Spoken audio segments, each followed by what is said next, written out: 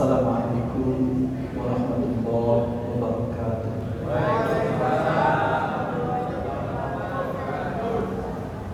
Alhamdulillahirabbil alamin.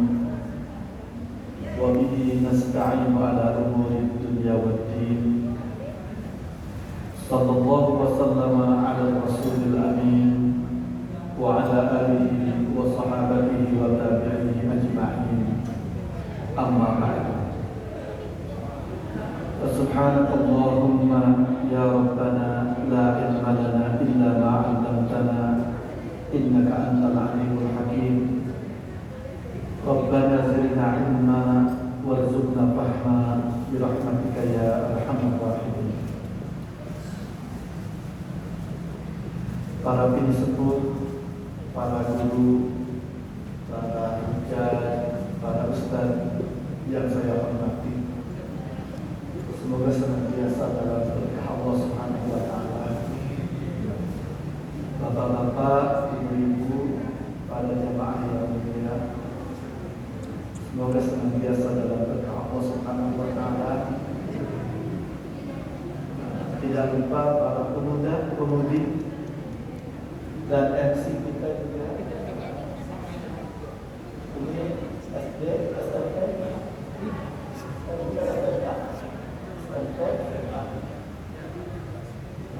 unik juga ya, MC cilik.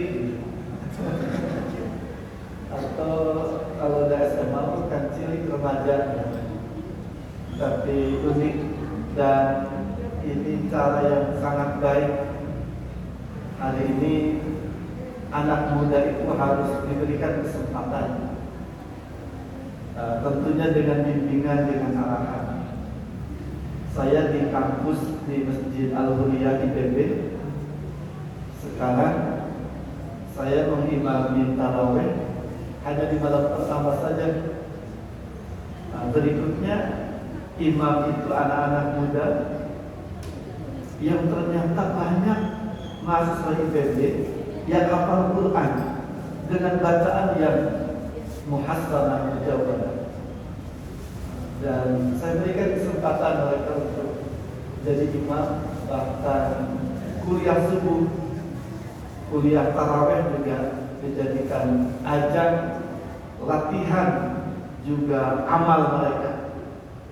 Harapannya ketika mereka lulus nanti, selain ahli pertanian, ahli kehutanan, peternakan, semua keilmuan di IPB itu, mereka juga siap hadir membersamai masyarakat di masjid, siap hadir membersamai masyarakat, bahwa yang menjadi kegiatan masyarakat bekerja, berumah tangga, bersosialita itu juga bagian dari agama, bagian dari ibadah, bagian dari dakwah.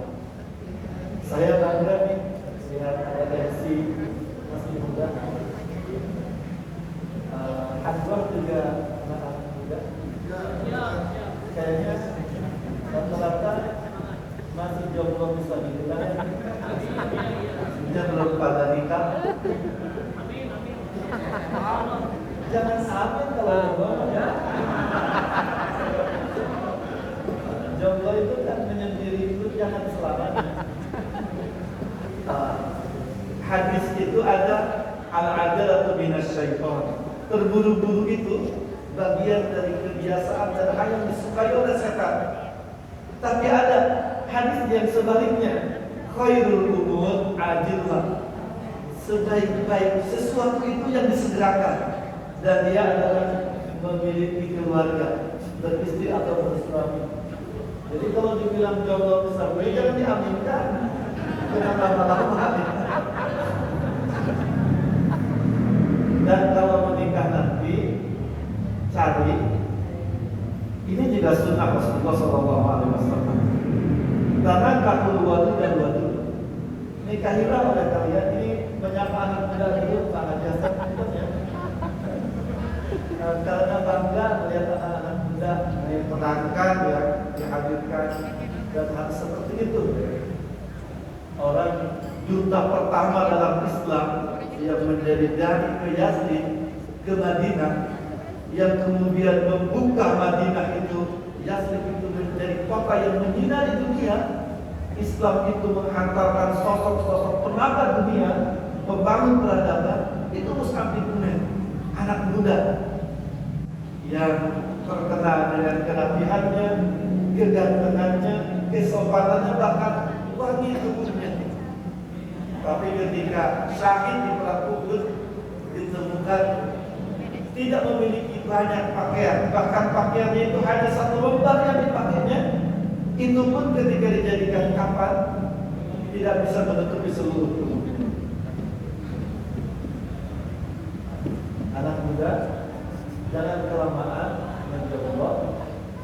Kemudian pada saatnya cari calon istri, calon suami, al-walud al-wadud, dalam hadis itu al-walud al-wadud, yang sekiranya bisa banyak anaknya. Gimana caranya mengetahui wanita atau laki-laki banyak anaknya? Kalau saya dulu di kampung, ternyata di IPB juga diperkenalkan ayam yang kepalanya kecil itu kemungkinan banyak anaknya, banyak telurnya. Jangan-jangan manusia juga. Tapi kalau manusia banyak tanda, banyak alamat ya. Sampai punggung tangan pun bisa ditengarai ini subur atau tidak. Kira-kira akan banyak anak atau tidak. Al-walud al-wadud, calon suami calon istri itu yang sekiranya banyak keturunannya dan membuat hati rasa semakin cinta, semakin bahagia ketika bersamanya. Kemudian Rasulullah SAW menutup hadisnya dengan ungkapan, "Fa inni mubahi bikumul umam." Karena aku sangat berbangga, berbahagia memiliki kalian umat yang banyak. Jadi nikah jangan terlalu lama. Ketika berkeluarga usahakan anaknya banyak ya. Jadi keluarga berencana anaknya banyak. Tapi banyak soleh, solihah, kuat dan cinta agama. Bapak Ibu yang dirahmati Allah Subhanahu wa taala, itu dalam rangka menyapa anak muda ya Bansan. Mukadimah, jangan-jangan sudah mau maghrib itu mukadimah. MC waktu saya sampai jam berapa? 8 ya. Jam 8 tuh. Jam 8 maaf tuh. Tidak boleh jam 8 ya. Sampai mati. 17.45 berarti seperempat sebelum selanjutnya. Jadi nanti mohon diingatkan ya. Kalau sudah habis waktunya, kalau saya tidak kan, kalau hidup dan itu hidup bahasa Indonesia berhimbang, himbangnya hidup itu mengerti, memahami, begitu habis waktu langsung selesai. Mudah-mudahan bisa efektif, bisa manfaat waktu. Wah, banyak sekali, setengah jam ya. Dan kultum saya tentang nuzulul Quran, memperingati turunnya Al-Quran. Bapak Ibu, surat Al-Qadar, surat yang satu surat penuh menjelaskan tentang nuzulul Quran. Selain surat Al-Baqarah itu sendiri yang di antara sekian banyak ayat tentang puasa. Syahrul Ramadan alladzi unzila fihi al-Qur'an hudan lin-nasi wa bayyinatin minal huda wal furqan. Bulan Ramadan adalah bulan di mana Al-Qur'an Al-Karim itu diturunkan. Al-Quran itu berfungsi sebagai hidayah, petunjuk, pembimbing bagi manusia. Makanya Al-Quran itu bukan hanya untuk orang-orang beriman. Bapak Ibu, bulan puasa itu kita bisa menemukan kebaikan, keberkahannya itu bukan hanya untuk orang-orang beriman. Maksud saya, di bulan puasa itu dengan Al-Quran, dengan bulan mulia ini, kita harus memiliki akhlak mulia. Yang akhlak mulia itu untuk jadi kesempatan kita menyapa dunia, bukan hanya manusia, tapi juga makhluk-makhluk Allah yang lainnya, bahkan bukan hanya yang sudah beriman. Orang yang belum beriman pun kita sapa, kita beritahukan, kita yakinkan tentang rahmatan lil alamin Islam, tentang rahmatan lil alaminnya agama kita, Al-Quran itu.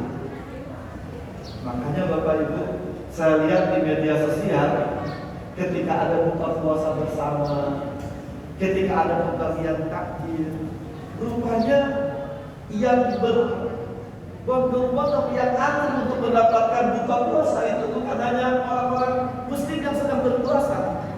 Ditemukan ada orang yang bukan muslim pun antri. Jangan sampai diusir ya. Jangan sampai tidak boleh. Justru sebagai awal dan permulaan kita menyapa semua orang. Malah nanti kalau di rumah ada tamu, jangan sampai ditanya muslim atau non muslim. Kalau muslim teh manis suguhinnya, kalau non muslim air putih saja. Jangan begitu. Hudan linnas. Al-Quran itu hidayah, petunjuk bagi seluruh manusia.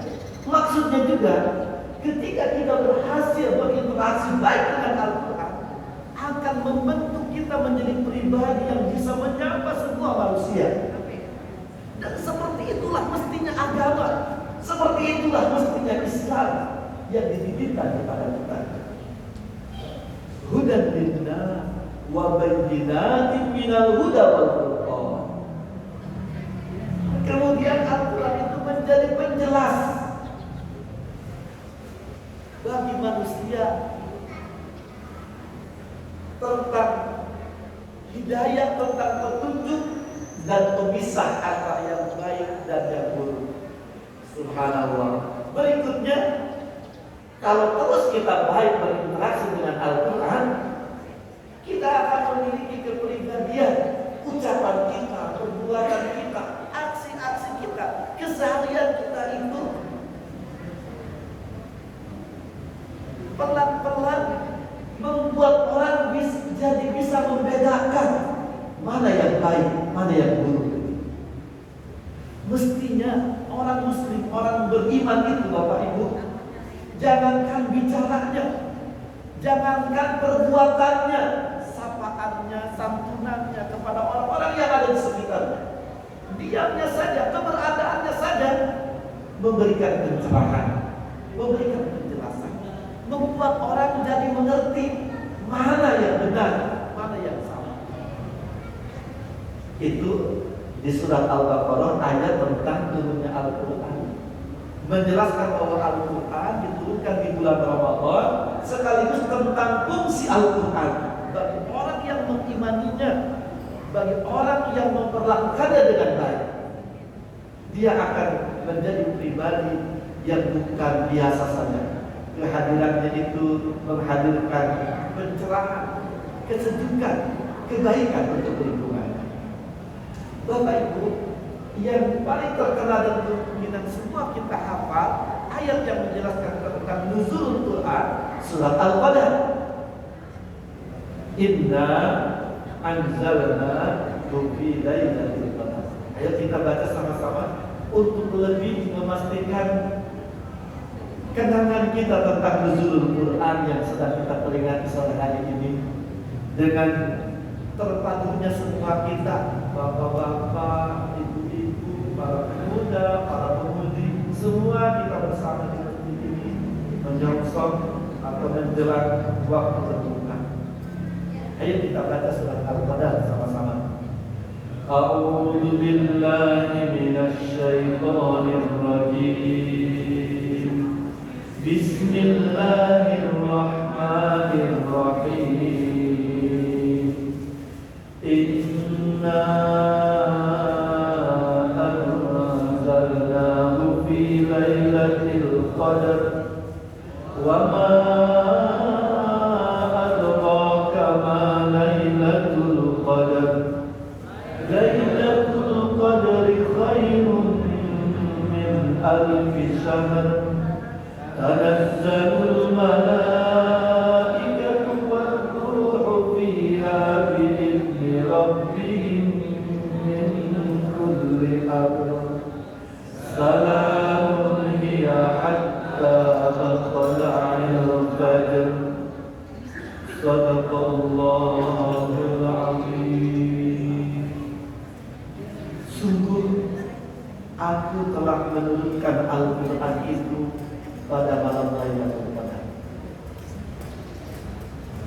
Asy-Syaikh Ad-Doktor Muhammad Rabi Syekhul Azhar menyebutkan Lailatul Qadar itu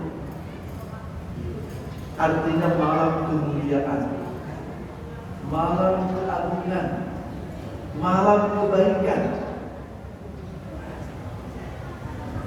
malam diampuni segala dosa, malam dikabulkan segala permintaan, segala doa, dipenuhi segala harapan. Itu malam Lailatul Qadar. Ketika beliau mengartikan ayat fi Lailatul Qadar,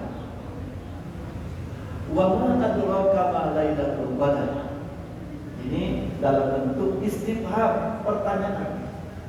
Tahukah engkau apa yang dimaksud malam Lailatul Qadar itu? Di mana pada malam itu pertama kali Al-Quran diturunkan? Lailatul Qadri khairun min alfi syahr. Malam Al-Qadar itu adalah malam yang bernilai lebih baik dari 1000 bulan. Bapak Ibu, bukan malam 1000 bulan, tapi malam yang lebih baik dari 1000 bulan. 1000 bulan itu kalau dihitung-hitung secara umum kurang lebih 30 hari, Bapak Ibu. 30.000 hari, Pak. Bukan 30 hari, 30.000 hari. 1000 bulan itu. Ini saya coba menghitung-hitung, kan artinya lebih baik dari 1000 bulan, lebih baik dari 30.000 hari itu. Maksudnya ibadah yang dilakukan pada malam hari itu nilainya sekali dilakukan lebih baik dari 1000 bulan, lebih baik dari 30.000 tahun. Ini kalau tilawah Al-Quran, kalau sholat, mungkin kita rada-rada jarang menilai untuk hitung-hitungnya. Makanya saya kasih contohnya hitungan kalau kita sedekah uang. Kalau kita sedekah uang di malam hari itu 50.000, Bapak Ibu, nilainya itu lebih besar dari 1,5 miliar. Itu kurang lebih kalau kita coba menghitung-hitungnya, 50.000 rupiah itu lebih besar, lebih baik dari 1,5 miliar di luar malam itu. Jadi begitu berlipat gandanya. Dan itu kalau satu kali infak 50.000-nya, kalau 2 kali 100.000, berarti 3 miliar. Kalau 3 kali, itu baru infak, baru sedekah 50.000 rupiah. Belum kita membaca Al-Quran. Kalau bisa 1 kali hataman di malam itu, artinya 30.000 kali khatam. Atau kalau 1 juz di malam itu, artinya 30.000 juz. Nilai di hadapan Allah Subhanahu wa Ta'ala, dan itu lebih baik. Maksudnya Bapak Ibu, ibadah yang dilakukan pada malam hari itu kan dari hitung-hitungan pahala besar dan banyak. Sementara ibadah yang dilakukan itu dalam konsep agama kita bukan sekedar tuntas penunaian kemudian mendapatkan pahala di akhirat dengan hitungan tadi. Tapi setiap ibadah yang dilakukan di kehidupan dunia itu Bapak Ibu juga berpengaruh pada baik, tertib, indahnya karakter kita, kepribadian kita. Jadi kalau doa itu Bapak Ibu, kalau kita berdoa di malam Lailatul Qadar, mestinya dengan pemahaman ini terbayang tidak ada kemungkinan untuk tidak dikabulkan oleh Allah Subhanahu wa taala. Ibadah-ibadah sholat, tilawah Al-Quran, doa dan kebaikan-kebaikan yang dilakukan di malam hari Lailatul Qadar itu akan sangat hebat berpengaruh pada perbaikan diri dan karakter kita. Bapak Ibu, ibadah itu bukan sekedar pahala di akhirat, bukan sekedar ganjaran yang sering diterangkan itu. Ibadah yang diterima oleh Allah Subhanahu wa taala itu akan menorehkan, membuahkan perubahan yang lebih baik pada karakter kita, pada ketenangan hati kita, kebahagiaan jiwa kita, kejernihan pikiran. Itu yang ingin dipesankan juga ketika Allah Subhanahu wa taala menyebutkan Lailatul Qadri khairun min alfi syahr. Malam Al-Qadar itu lebih baik dari 1000 bulan. Artinya daya tempat, daya bina untuk jiwa-jiwa kita itu luar biasa. Jadi sayang sekali kalau kita melewatkan malam Lailatul Qadar itu. Makanya sampai ada hadis yang terkenal ketika itu Rasulullah SAW mau naik mimbar, mau ceramah, mau khutbah, tiba-tiba tanpa angin, tanpa ada sebab apa-apa yang disaksikan oleh para sahabat, beliau mengatakan amin 3 kali. Amin, amin, amin. Untuk pemilihan presiden sudah lewat ya. Saya tidak ada di kampanye ini. Dan ketika beliau berdiri di atas mimbar, beliau melihat para sahabat mukanya keheranan. Jadi imam itu, ustadz itu mestinya peka dengan kondisi makmumnya, jamaahnya. Pemimpin itu mestinya peka, merasakan kondisi apa yang terjadi di masyarakatnya. Itu dalam agama itu seperti itu. Makanya imam masjid, imam ketika mau sholat itu sunnahnya jangan langsung takbir setelah iqamat itu. Lihat dulu ke belakang, mengingatkan sawu subuhakum, sawu wa'tadilu. Bahkan fa'inna taswiyatas subuh min tamamis sholat, sallu sholat al-muwaddi'. Itu maksudnya bukan untuk gaya-gayaan saja, ngomong wah pakai bahasa Arab lagi. Maksudnya imam itu harus melihat makmumnya, jamaahnya. Jangan sampai makmumnya sudah sepuh semua, kakek-kakek semua, kalau batuk satu batuk semua, bacaannya panjang pisan. Jangan sampai begitu.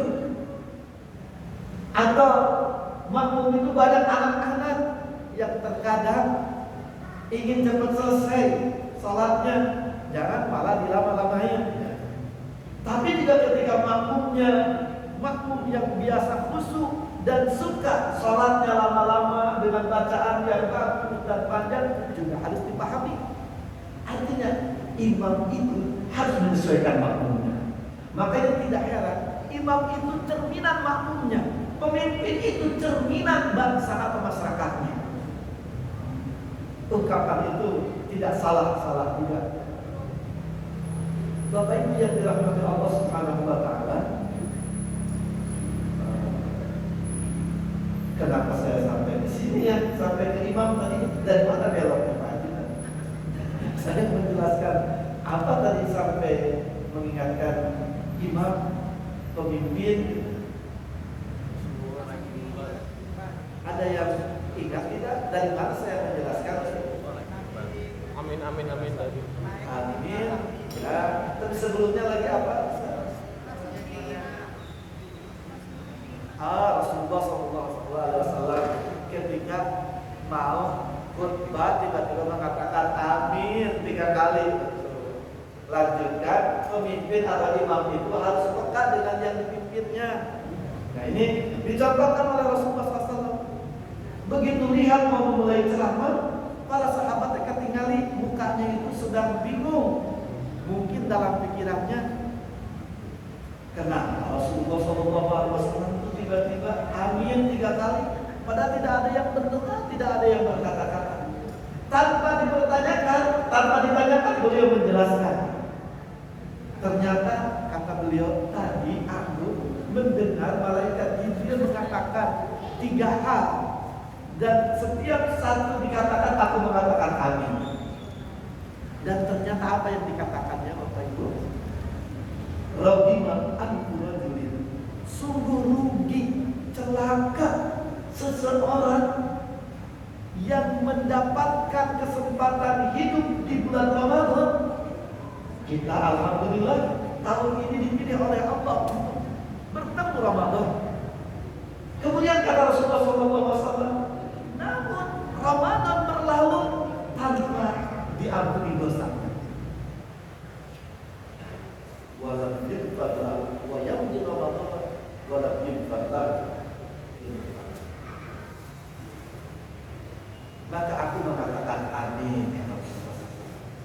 Yang kedua, malaikat Jibril mengatakan rugi dan celaka, menyesal sekali orang yang dalam kehidupan di dunianya berkesempatan hidup bersama kedua orang tuanya, ibu dan ayahnya.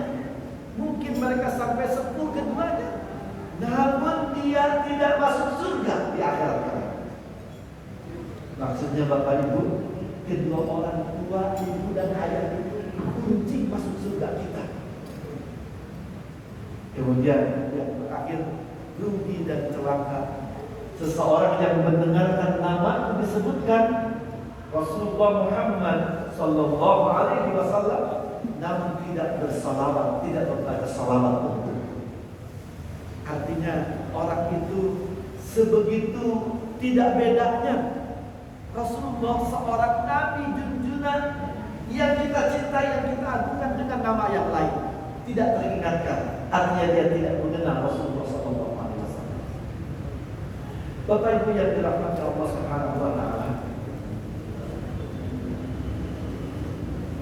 bulan Ramadan itu di dalamnya ada Lailatul Qadar. Bulan Ramadan dan seluruh ibadah, aktivitas ibadah di dalamnya, termasuk di dalamnya Lailatul Qadar itu bukan sekedar ibadah yang ditunaikan, tapi Allah menargetkan terbentuk kepribadian, akhlak dan karakter orang-orang beriman yang lebih mulia, yang lebih bertakwa. Di ayat berikutnya Allah Subhanahu wa taala menjelaskan tentang bagaimana di malam Lailatul Qadar tanazzalul malaikatu war-ruhu fiha bi'izni rabbihim min kulli amr. Tanazzal, turun, dalam terjemahannya begitu. Tapi kalau dicermati lagi dalam kajian bahasa Arab, tanazzal itu turun punya arti bukan sekedar turun, tapi turun terus-menerus dan memiliki arti jejak juga makna. Jadi turunnya malaikat itu bukan sekedar datang dan berada di bumi, tapi mereka sibuk dengan kebaikan-kebaikan yang disiapkan untuk orang-orang mukmin yang menghidupkan malam Lailatul Qadar, yang berdosa bertobat untuk segera diampuni dosa, yang berdoa, berharap, bermunajat untuk segera dikabulkan harapan dan permintaan, untuk memberikan kebaikan, kesejahteraan di muka bumi ini untuk orang-orang yang beriman. Malah ditegaskan bi'idni rabbihim min kulli amal, untuk segala urusan, min kulli amal ini, untuk menyelesaikan segala urusan. Makanya Bapak Ibu kalau baca kitab-kitab turaf, kitab-kitab klasik, kitab-kitab kuning di pesantren, dulu saya lama di pesantren, tentang malam Lailatul Qadar itu sampai muncul hal-hal unik. Orang ketika berhasil mengisi malam Lailatul Qadar dengan baik, bisa jadi setelah itu dia berubah 180 derajat menjadi orang yang jauh lebih baik. Bahkan menuntut ilmunya menjadi tinggi, menjadi banyak yang dia ketahui, yang dia kuasai. Kesolehannya juga berlipat ganda bertambah. Pengaruh kebaikannya juga menjadi luar biasa.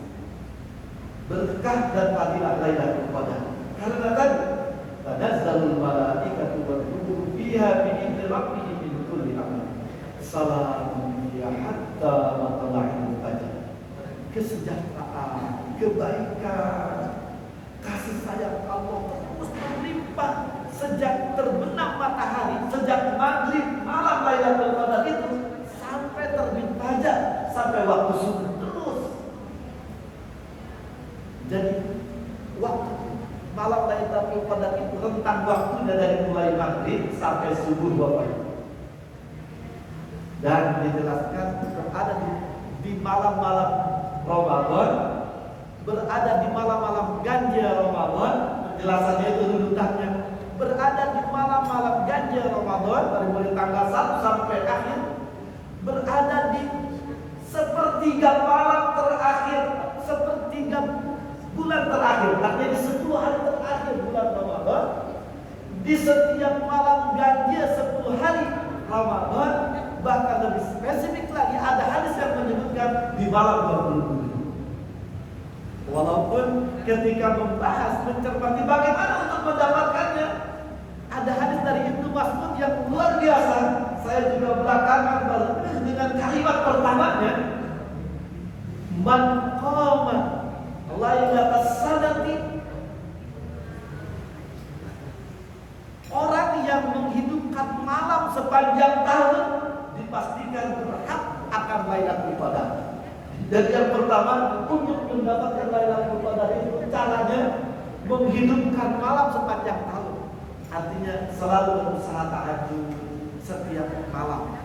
Orang yang sedemikian tentunya akan bahagia ketika ketemu bulan Ramadan. Makanya ada hadis, barang siapa yang berbahagia dengan masuknya bulan Ramadan, maka dia berhak atas ampunan segala dosa-dosa. Dia berhak akan surga Allah Subhanahu wa taala. Karena dia memang menanti sepanjang tahun. Dan dipastikan sepanjang Ramadan itu dia akan menghidupkan malam-malam Ramadan, akan memaksimalkan ibadahnya, bukan hanya satu malam 27 saja. Terutama di malam-malam ganjil dia lebih serius meningkatkan penjaringan malam Lailatul Qadar. Untuk yang sedemikian, baik Ramadan, Lailatul Qadar itu benar tepat di malam 27 atau di malam-malam yang lainnya, dia akan berhak. Tapi juga bukan berarti yang tidak seperti itu, tidak mempersiapkannya dalam 1 tahun tidak akan mendapatkan malam Lailatul Qadar, tidak begitu. Malam Lailatul Qadar itu hak segala orang beriman yang menghidupkan malam-malam Ramadan, secara khusus dan malam-malam ganjil di 10 hari terakhir, termasuk secara khusus lagi malam 27 Ramadan. Makanya kalau di Masjidil Haram, di Masjid Nabawi, kita akan menemukan malam 27 itu beda. Jamaahnya itu semakin banyak. Orang-orang Arab itu kan kalau bulan haji tidak semuanya ada di sana. Banyak mereka yang malah keluarnya memberikan kesempatan untuk duyung rahmat tamu-tamu Allah yang menunaikan haji tahun ini. Tapi di bulan Ramadan, terutama di malam 27 itu, mereka tumpah memenuhi masjid. Dan luar biasa, saya pernah menemukan ada orang membawa sedekah itu sampai berbantal-bantal uang. Uang itu pakai bantal. Dan malam itu dia bersedekah membagi-bagikan. Selain kalau iftar jamaah itu setiap hari mereka lakukan. Bapak Ibu yang dirahmati Allah Subhanahu wa taala, terakhir itu artinya sebentar lagi selesai. Biasanya kata-kata yang saya jadikan obat bahagia jamaah kalau di majlis taklim, bahwa sebentar lagi pengajiannya selesai. Kan di majlis taklim itu kalau sudah kelamaan peci mulai banyak berubah malam. Kadang-kadang peci jadi dengkul. Itu Ustaz harus sensitif ya. Itu bahasa lain Ustaz, sudah kelamaan. Walaupun di sini mah tidak ada yang pecinya malam ya. Ustaz dari tadi memang begitu kan duduknya ya, bukan protes ingin cepat selesai kan. Bapak Ibu yang dirahmati Allah Subhanahu wa taala, terakhir ini tentang Al-Qur'an ya. Karena kita memperingati turunnya Al-Qur'an. Dalam surat Az-Zukhruf ayat 30 ada ayat yang sekaligus menunjuk ungkapan Rasulullah SAW yang harus menjadi pengingat bahkan penyayang rasa setiap kita orang-orang beriman. Ayatnya berbunyi seperti ini. Wa qala Rasul ya Rabbi inna qaumi ittakhadhu hadzal qur'ana mahjura. Dan Rasulullah SAW berkata, berdoa, bermunajat sambil mengadu kepada Allah, ya Rabb, wahai Allah, sungguh kaumku telah menjadikan Al-Quran itu dijauhkan dari kehidupannya. Bapak Ibu, saya membaca tafsirnya, penjelasannya bahwa Rasulullah SAW itu sedih, menyayangkan sekali, dan ingin mengingatkan kepada umatnya, jangan sampai menghaju Al-Quran, memarahi Al-Quran, mencuekan Al-Quran, menjauhkan Al-Quran. Kenapa? Masih di surat Az-Zukhruf. Karena Al-Quran itu ternyata rahasia diperhitungkannya, disebut-sebutkannya, atau kemuliaannya orang-orang beriman. Bapak Ibu, orang beriman, kaum muslimin itu kaum yang paling mulia, umat yang paling mulia. Dan setiap kita orang-orang beriman itu dengan giroh keimanan kita mencita-citakan, menginginkan kemuliaan dalam kehidupan beragama ini. Ingin sekali umat Islam ini menjadi umat, menjadi bangsa yang mulia, yang diperhitungkan di dunia ini. Ketahuilah, Al-Quran rahasia kemuliaan itu. Al-Quran yang diyakini sebagai firman Allah, kata-kata Allah, bukan kalimat-kalimat biasa dan bersifat mukjizat. Artinya Al-Quran itu sesuatu yang bisa menghadirkan hal yang di luar nalar, di luar kebiasaan. Al-Khariqu lil 'adat. Jika keyakinan ini jujur, benar, kita harus bersikap terhadap Al-Quran, memperlakukannya dengan baik. Minimal kita serius, sungguh-sungguh berupaya membacanya, memahaminya, mengamalkannya, menghafalkannya. Walaupun para ulama menyebutkan minimal apa surat Al-Fatihah, kemudian mendakwahkannya, mengajak orang kepada tidak melakukan kewajiban, 5 kewajiban ini, kita bisa terkategorikan menghajat, mengabaikan, menjauhkan Al-Quran dari kehidupan kita. Yang tadi dikeluhkan, diadukan oleh Rasulullah SAW kepada Allah Subhanahu wa taala. Jadi seakan-akan begini, Bapak Ibu, menyedihkan sekali umat Islam itu umat yang mulia, dan rahasia kemuliaannya itu adalah Al-Quran. Tapi kenyataannya mereka tidak peduli dengan Al-Quran. Mereka jauh dari Al-Quran, jarang sekali membaca Al-Quran, berusaha memahami Al-Quran. Bahkan ada kalanya ketika Al-Quran diceritakan, ketika Al-Quran dibacakan, dijelaskan, dia tidak suka, dia menjauhi, dia lari. Bapak Ibu, surat Az-Zukhruf, wa innahu ladikrun laka wa liqaumika wa sawfa tus'alun. Ingatlah, Al-Quran itu rahasia mulianya kalian.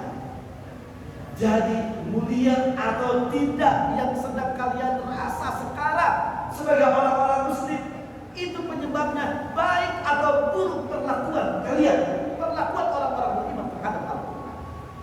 Wasaufa tus'alun, dan ingat kalian akan dimintai pertanggungjawaban oleh Allah tentang perlakuan dan sikap kalian terhadap Al-Quran ini. Bapak Ibu, ini sudah bilang terakhir, tapi masih ada saja ya. Dalam surat Az-Zukhruf juga surat Toha ada peringatan yang harus membuat kita lebih teringatkan. Bahkan saya sering merasakan tersayat. Ayat 36. Wa man ya'shu 'an dzikrir rahmani nuqayyid lahu syaitanan fa huwa lahu qarin. Wa innahum la yasuddunahum 'anis sabili wa yahsabuna annahum muhtadun. Barang siapa yang berpaling, tidak peduli dengan Al-Quran, maka aku akan membiarkan baginya setan leluasa berbuat, leluasa menyesatkan, dan setan kemudian akan aku biarkan menjadi teman dekat baginya, yang kemudian akan berakibat setan itu nyata, efektif menghalangi mereka dari jalan Allah, sementara mereka mengira annahum muhtadun, bahwa mereka adalah orang-orang yang mendapatkan hidayah Allah Subhanahu wa taala.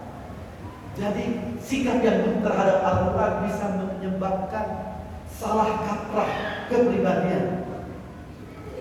Kita dikuasai setan, dihalangi oleh setan, dimanfaatkan oleh setan, sementara merasakan kita dalam hidayah Allah Subhanahu wa taala. Karena itu pelajaran paling penting dalam peringatan nuzulul Quran, kita orang-orang beriman harus kembali menata, merapikan sikap dan perlakuan kita terhadap Al-Quran dan Karimah. Demikian, semoga Allah mengampuni kesalahan, memberkahi sehingga ada kebaikan, ada kemanfaatan untuk kita semua. Wallahu muwaffiq ila aqwamil thariq. Nasrun minallah wa fathun qarib. Wassalamualaikum warahmatullahi wabarakatuh.